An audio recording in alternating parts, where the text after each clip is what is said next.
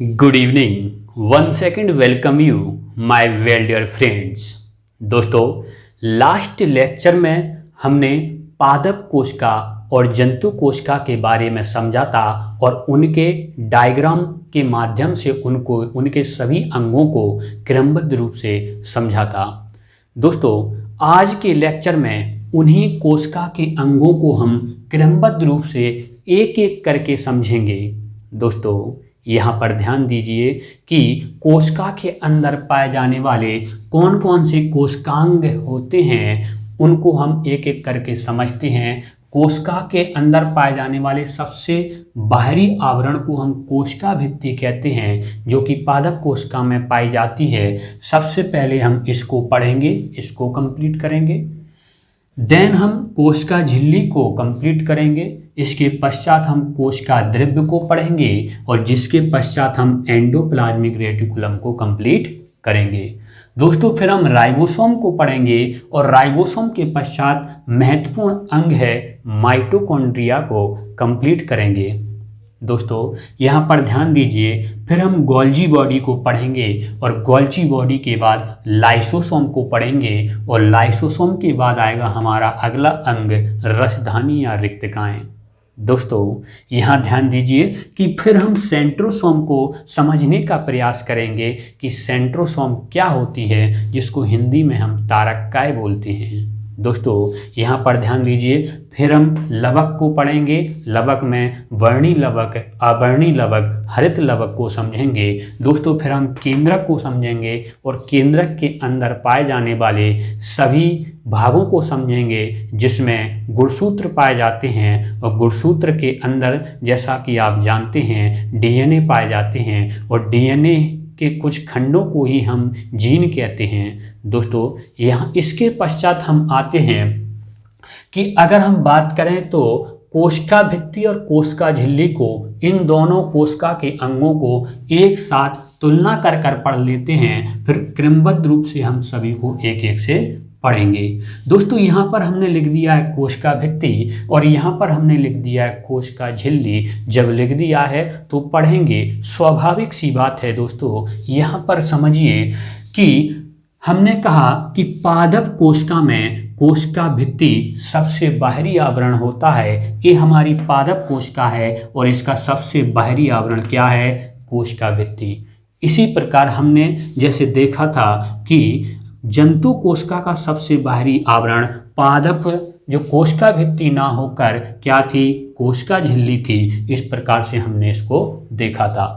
तो पादप कोशिका का सबसे बाहरी आवरण कोशिका भित्ति, जंतु कोशिका का सबसे बाहरी आवरण कोशिका झिल्ली होती है। दोस्तों, इसके बाद हम देखें कि कोशिका भित्ति निर्जीव होती है, मतलब इसकी अवस्था देखी जाए तो यह निर्जीव अवस्था में होती है, जबकि कोशिका झिल्ली जीवित अवस्था में होती है। दोस्तों, फिर हम आगे बढ़ते हैं। आगे यहाँ पर लिखा है कि कोशिका भित्ति सेल्यूलोज की बनी होती है। किसकी बनी होती है? सेल्यूलोज की बनी होती है। इस बात को याद रखना है। जबकि कोशिका झिल्ली प्रोटीन व लिपिड की बनी होती है। यहाँ लिपिड का मतलब वसा से है, वसा लिपिड एक ही बात होती है। दोस्तों, कोशिका भित्ति क्या करती है कि अंदर के भागों की सुरक्षा प्रदान करती है और उसे सूखने से बचाती है। वहीं कोशिका झिल्ली पदार्थों को आने जाने पर नियंत्रण करती है। दोस्तों, और लास्ट पॉइंट कोशिका भित्ति का है कि कोशिका भित्ति कैसी होती है? पारगम होती है। और कोशिका झिल्ली कैसी होती है? अर्धपारगम होती है। इंपॉर्टेंट क्वेश्चन है, आ चुका है कि कौन सी पारगम होती है और कौन सी अर्धपारगम होती है। अभी ये बात आपको समझ में नहीं आई होगी। दैनिक जीवन का उदाहरण देते हैं। दैनिक जीवन के उदाहरण से आपको बहुत ही जल्दी इस बात को समझ में आ जाएगा। मैंने कहा कि कोशिका भित्ति पारगम होती है और कोशिका भित्ति किस में पाई जाती है? पेड़ पौधों में। मतलब पेड़ पौधे के किसी एक भाग को, मान लीजिए किसी एक लकड़ी को आप पानी में डाल दीजिए तो आप देखेंगे कि बाहर से अंदर की ओर पानी चला गया, लकड़ी के अंदर की ओर पानी चला गया। और जैसे ही आप उस लकड़ी को धूप में बाहर निकाल के डाल दोगे तो पानी अंदर से बाहर भी आ जाता है। इसका मतलब इस लकड़ी में पानी दोनों तरफ से पार हो रहा है, और जहां दोनों तरफ से पार हो रहा है उसे हम पारगम्य कहते हैं, क्योंकि पूर्ण रूप से है पार करने देती है, इसलिए पारगम्य कहते हैं। कौन करती है पारगम्य? कौन होती है? कोशिका भित्ति। और कोशिका भित्ति किस में पाई जाती है? पेड़ पौधों में। और लकड़ी में पूरी तरह से पानी दोनों तरफ से आर पार हो रहा है, तो यही पारगम्य का गुण प्रदर्शित करती है। दोस्तों, जैसा कि कोशिका झिल्ली की बात करें, कोशिका झिल्ली अर्धपारगम होती है। और कोशिका झिल्ली किस में पाई जाती है? जंतुओं में। हम कौन हैं? जंतु हैं। इस बात से तो कोई डाउट नहीं है कि हम कौन हैं? जंतु हैं। हम देखते हैं कि हमारे अंदर पसीना निकलता है। क्या निकलता है? पसीना निकलता है। और पसीना एक तरह का क्या है? पानी है। इसका मतलब हमारी स्किन से, जो हमारी स्किन पर छोटे छोटे छिद्र पाए जा रहे हैं, आप गौर से देखोगे तो हमारी स्किन पर छोटे छोटे छिद्र हैं। उन छिद्रों से पानी निकल रहा है। पसीना क्या है? पानी है। पानी निकल रहा है, अंदर से बाहर की ओर निकल रहा है। और जैसे ही हम अपने हाथ को भरी हुई बाल्टी में डालते हैं तो हमारे हाथ के द्वारा उन्हीं छिद्रों के माध्यम से, जिनसे पसीना निकल रहा था, उन्हीं छिद्रों के माध्यम से अंदर की ओर पानी नहीं जाता है। या फिर हम जब नहाते हैं तो हमारे अंदर की ओर पानी नहीं जाता है। इसका कारण क्या है कि एक तरफ से तो पार होने देंगे, एक तरफ से पार नहीं होने देंगे। उसी को हम बोलते हैं अर्धपारगम, मतलब आधे तरफ से पार, आधे तरफ से पार नहीं होने देंगे। इसका मतलब यही हुआ है कि कोशिका झिल्ली कैसी होती है? अर्धपारगम। और कोशिका झिल्ली किस में पाई जाती है? जंतुओं में। हम कौन हैं? जंतु। तो हमारे अंदर से पानी निकल रहा है और बाहर से अंदर की ओर पानी नहीं जा रहा है, तो इसका मतलब क्या हुआ? यही तो अर्धपारगम है। आधी तरफ से पार करने देंगे, आधी तरफ से पार नहीं करने देंगे। दोस्तों, यहाँ पर ध्यान दीजिए कि अर्धपारगम का मतलब एक संदर्भ में और होता है, जैसे हमारे शरीर से पानी निकल आता है बाहर की ओर। पानी मतलब पसीना निकल आता है बाहर की ओर, मतलब कुछ पदार्थ तो निकल रहा है। कभी आपने देखा है ब्लड निकला है, कभी रोटी सब्जी अंदर से बाहर की ओर निकला है? नहीं निकला है, केवल पानी निकला है। मतलब कुछ पदार्थों को बाहर की ओर, जैसे कि पसीना को बाहर की ओर जाने देगी, लेकिन कुछ पदार्थों जैसे ब्लड और रोटी सब्जी को बाहर की ओर नहीं जाने देंगी। मतलब आधे पदार्थों को जाने देंगी, आधे पदार्थों को नहीं जाने देगी। उसी को हम कौन सी झिल्ली बोलते हैं? कोशिका झिल्ली बोलते हैं, क्योंकि आधे को जाने देगी, आधे को नहीं जाने देगी, इसलिए इसे अर्धपारगम कहेंगे। दो संदर्भ में अर्धपारगम समझा है हमने कि एक तरफ से पार करने देंगे, एक तरफ से नहीं करने देंगे।